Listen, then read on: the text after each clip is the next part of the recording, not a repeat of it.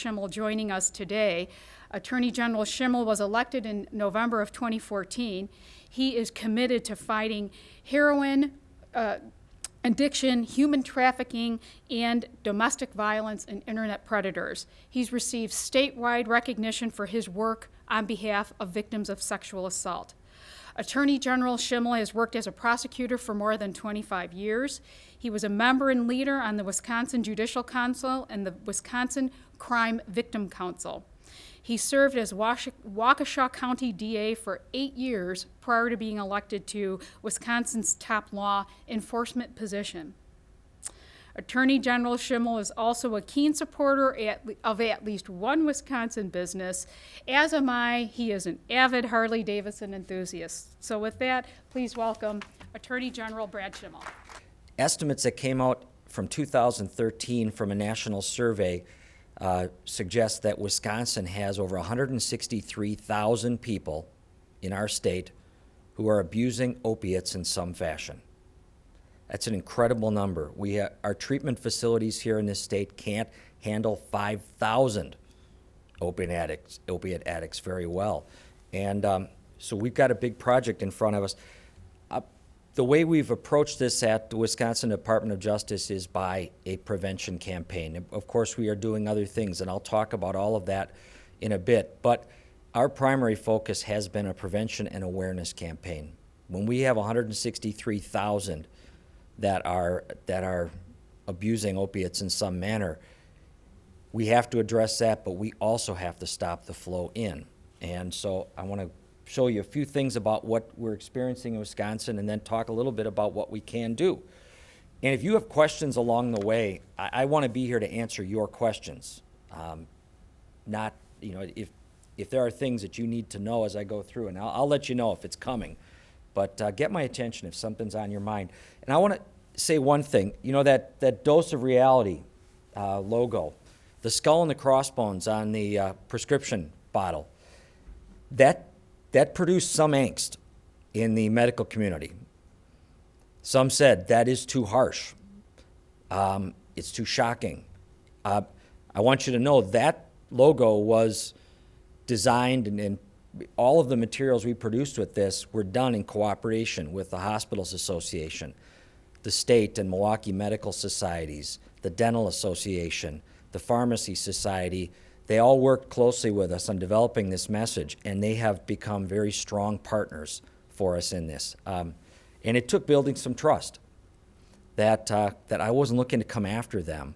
I'm looking for their help because I can work on raising awareness in households in Wisconsin to the nature of this problem. I can work on law enforcement, but only they can reach their medical providers, the people writing the prescriptions, so that we can change the conversations that are happening with patients. We can change prescribing practices. And they're doing great things already to work on that. So when we put out that logo, it always carries with it the message that this is about preventing prescription painkiller abuse in Wisconsin. This is about abuse. I'm not a doctor. I have no business deciding how pain should best be treated. That's between a doctor and their patients. So now there's one exception to whether I'm out here going after anybody for wrongdoing, and that would be the pill mills.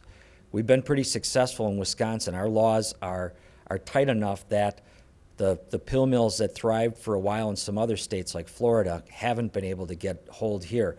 I have a video on here that I don't know for sure if it's going to work. I hope it does, because it's fascinating to watch what happens at on a surveillance camera that DEA set up outside a pill mill in Florida. But most medical providers care about their patients. They are honest and ethical, and they are trying to do the best they can to treat their parents. And until very recently, no one suggested to them that the pills they were prescribing were being diverted for abuse, and in the way they are.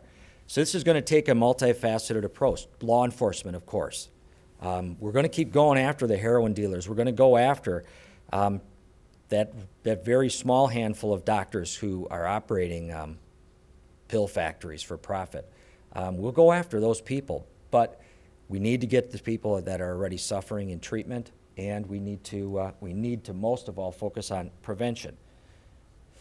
Well, how bad is the problem? This graph shows the orange is what's been for years now our #1 cause of injury, death in Wisconsin, falls.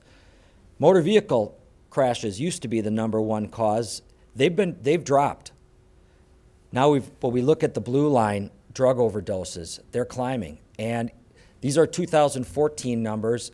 If 2015 continued the trend, when we get the numbers from 2015, we may find that drug overdoses overtook falls as the #1 cause of injury, death in Wisconsin. That's frightening, and that message alone is one that gets the average citizen to start thinking, wow, where are we at? What's going on? Because you think so much about car crashes. We do so much. If we saw car crashes increase the way we've seen drug overdose deaths increase, we would do crazy things. We would put a roundabout every 200 feet. We wouldn't have raised the speed limit to 70 on our interstates. We would have dropped speed limits everywhere. But that's not what we're seeing, and I'm asking people statewide from all walks of life, what are we prepared to do about this problem? Now, this is what we've seen happen with opiate-related deaths. Going back to 2000, that seems to be really the starting point when things really dramatically changed. And since 2000, you can see we've had almost a 500% increase in deaths from opiates in Wisconsin. You'll find these numbers, by the way, mirror much of the nation. The nationwide numbers fit this. Different states are hit harder than others. In this problem, the Midwest and northeastern states have turned out to have been hit the hardest. I don't know why. I don't have the answer to that.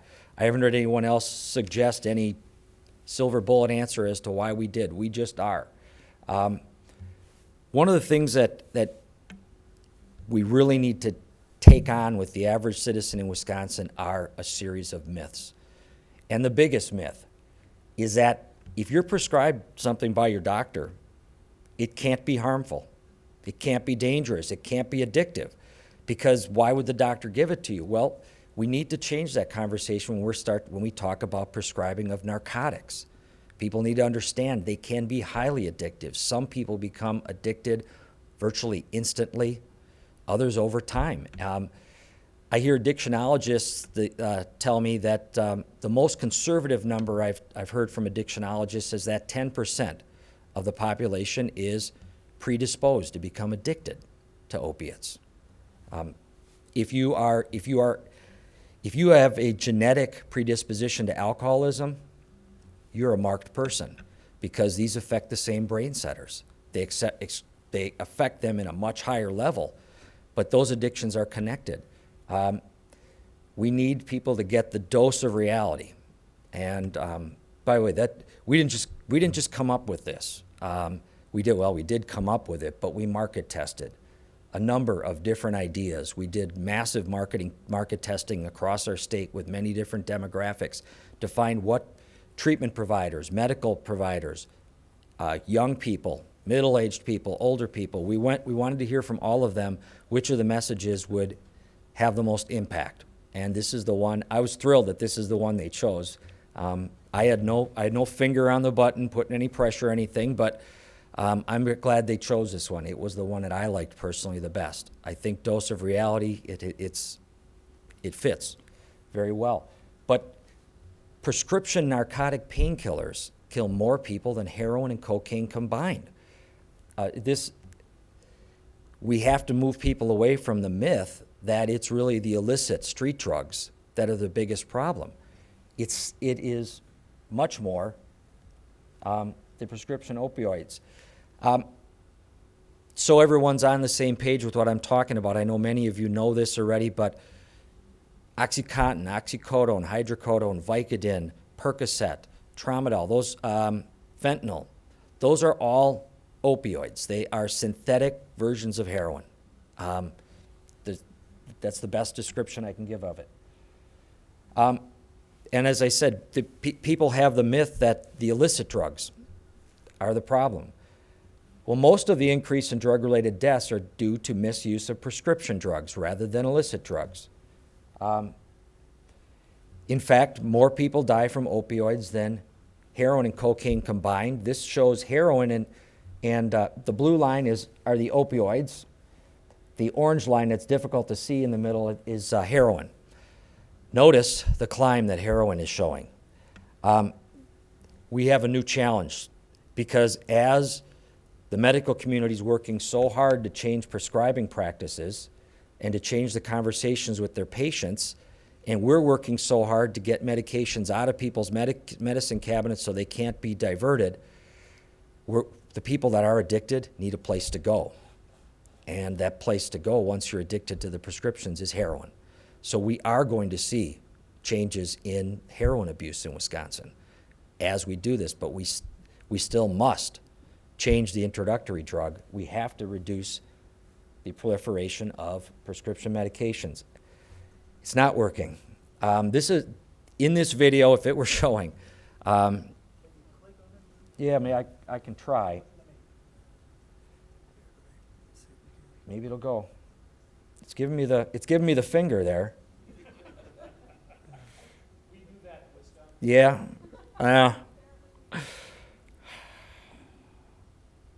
Media not found. So it's not going to show it. It is a 1-minute clip, and in the clip, the doctor will come around. Will be on the right side of the building. The doctor will come around the right side of the building. Will unlock the door, and as the doctor is unlocking the door, dozens of people start coming up. You'd swear that it's sped up, but it's not.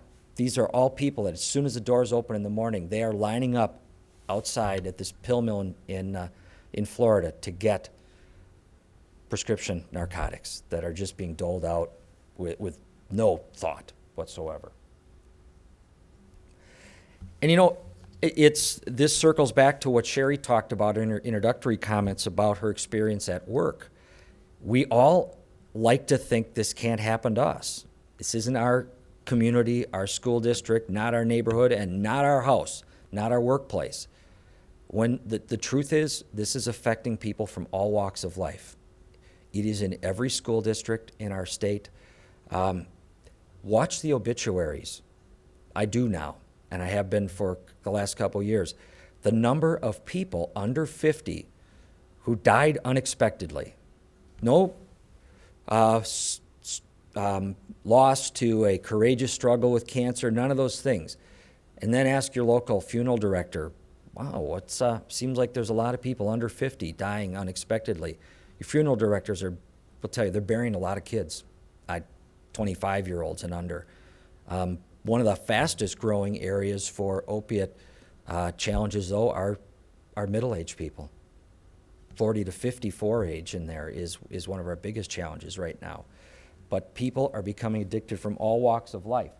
I have met, traveling the state, first as Waukesha DA and now traveling the state, I have met hundreds of parents who've buried their children to an opiate overdose. And none of them thought their kid was the bad kid. I've had parents, one that I'll never forget, these two parents slid across the table to me, their son's grade point, their report card from when they graduated high school. He had a 4.0. He was straight A student, and he didn't make it to 20. And those parents don't know what happened. They didn't see it coming.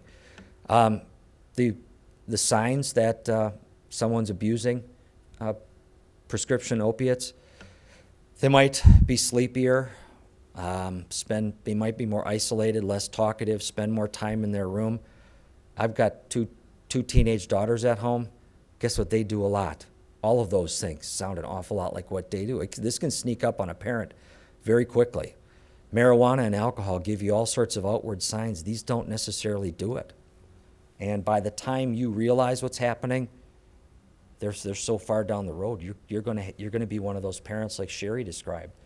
And you know, even when there's another aspect to it with those parents, they're not going to be productive in the workplace because many of them are getting up every couple hours every night to go check on their kid. How are they possibly going to be productive when they show up for work the next morning when that's what they're struggling with? You know, some of the other myths that we're battling, the myth that these two are connected, that people get their prescription painkillers off the street. That is true. There are people selling them. They go for about $1 a milligram. So 40 milligram OxyContin, that's a $40 deal out on the street per pill. Or people have the myth that most people that are abusing prescriptions are getting them legally from their doctor. Well, it turns out those do happen, but that's not where most of it's happening. 70% of the prescription narcotics when people first start abusing are coming from a family member or friend improperly. Someone shared them, or they stole them. Other myths that heroin addiction is an urban problem stemming from street drugs. You know, we'll always have some of the earlier gateway drugs. Marijuana still remains a gateway drug to moving on to harder things. Not everyone who uses marijuana moves on to harder drugs, but almost everyone who's using the harder drugs did start back there with marijuana or alcohol, or both. But the dose of reality is 4 out of 5 people addicted to heroin started their opiate addiction with prescription narcotic painkillers, abusing them. And the other related dose on this is affecting all communities in Wisconsin, urban, suburban, rural. It doesn't know any boundaries. This map has limited usefulness because what you see on here are heroin submissions to the crime lab. Heroin gets submitted to the crime lab when you have a case set for a jury trial. So this doesn't reflect all of the heroin cases by any means, but it does, as I go through the years, it's going to show you a growth. I'll show you as we go. I'm going to click 2 years ahead at a time. The darker red and the orange the dark red is the most serious, and it goes lighter and lighter down to white where there are no submissions to the crime lab. Look what happens when we go 2 years forward to 2010. Why don't you look at the upper right, Marinette County. It's a very rural county. It's big geographically, but there aren't a lot of people that live there. Marinette County they had more heroin submissions than Dane County. They were about tied with Waukesha and Washington County, tied with Rock County. How on earth does that little rural county up there end up with this?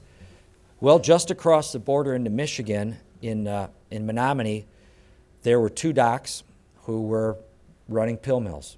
They were prescribing prescription opioids, and well, when DEA and state law enforcement busted those 2 docs and put them out of business, there were all sorts of addicted people in Marinette County who needed to find a way to meet their fix. And they turned to heroin. That's a problem we're preparing for. Oops, went the wrong way. So 2012, you see it get darker. 2014, you see nothing. Sorry, I just was moving the clicker closer to my finger. 2014, you see an awful lot of red here. It's going up and up. And just you can see here the comparison between 2008 and 2014. Our state changed an awful lot in 6 years. It's not just about deaths, of course. We're also seeing a quadrupling of emergency department admissions for overdoses. And here's Wisconsin's numbers on hospital admissions for overdose, for opiate poisoning. They have quadrupled in the course of just under a decade. Why is this happening? I don't have a lot of time, but there are 2 basic reasons.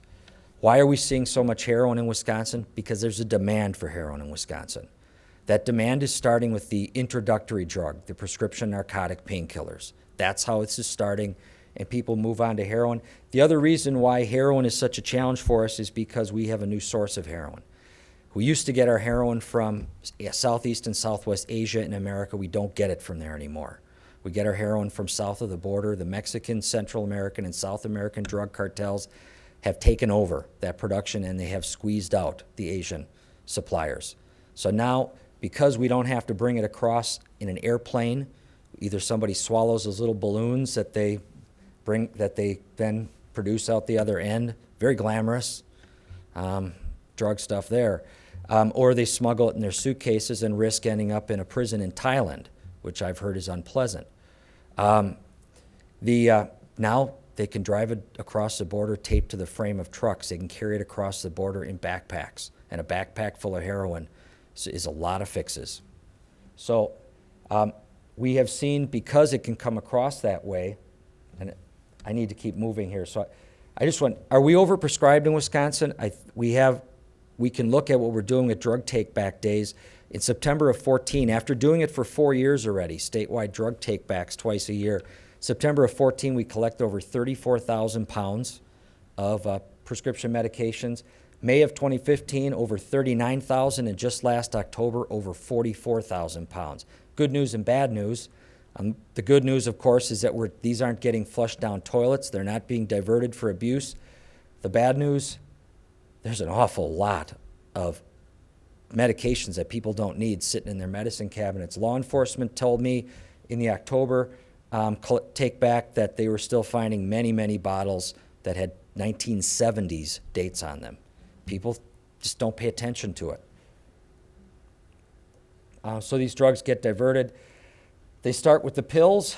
They need a higher high. You're able to crush and snort many of the pills, and eventually, though, you end up crushing, cooking, and injecting them. Eventually, the pills become scarce and become very expensive. Heroin is cheaper, and it's more readily available. So it fills that gap. I can't dwell on all these things, but I just want to show you what's happened with purity levels. In the 1980s, on the left, the average heroin purity nationwide in America was 3 to 8%. In 2013, the national average purity was between 15 and 26% because it was coming from a new source. Excuse me. We find at times heroin purity levels. This from heroin bought on the streets in Milwaukee, 77% pure for sale on the street.